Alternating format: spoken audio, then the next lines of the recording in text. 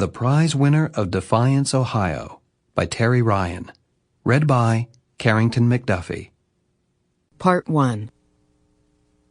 Chapter 1. The Contester. The ordinarily sleepy town of Defiance, Ohio, emitted an industrious hum on hot days, a subtle pulse of activity, like the buzzing of distant bees. It was late Indian summer, a little too warm for an October day, in 1953.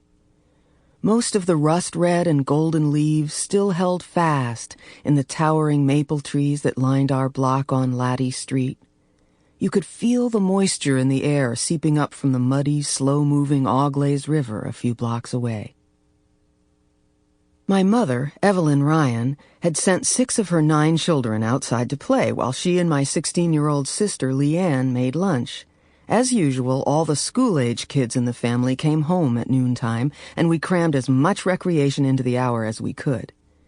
As a 7-year-old, I sat on the porch steps reading comic books with my brothers Mike, 5, and Bruce, who had just turned 9.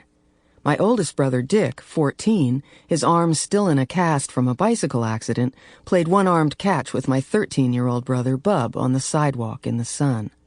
Raj, 2 years younger than Bub, roller skated in the street, hoping to get a free ride by grabbing onto the bumper of a passing car. My baby sisters, 3-year-old Barb and 1-year-old Betsy, were somewhere inside the house with Leanne and Mom, who was pregnant with my brother Dave at the time. Just as Raj decided that little or no traffic would pass the house on the quiet little street and clumped up the steps to remove his skates, a sleek, jet-black Pontiac Chieftain pulled up to the curb in front. It was so new we could see ourselves reflected in the side panels. The chrome grille glistened expensively in the sun. Even the aerodynamic hood ornament, a small amber-colored bust of Chief Pontiac, looked valuable, more like a misplaced jewel than an auto accessory. So few visitors ever stopped at our house that we all turned to stare. When 3 men wearing dark pinstripe suits got out of the car and started up the walk, Bruce and I raced into the house to tell Mom that some very well-dressed strangers were about to knock on the door. Because of the suits, we thought that someone must have died.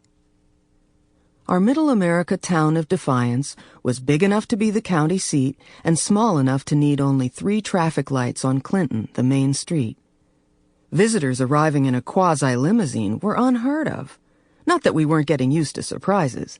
In the late 1940s, my mother had begun to enter the many contests of skill that had sprung to life in the post-World War II economic boom. Poems. Sample complete. Ready to continue?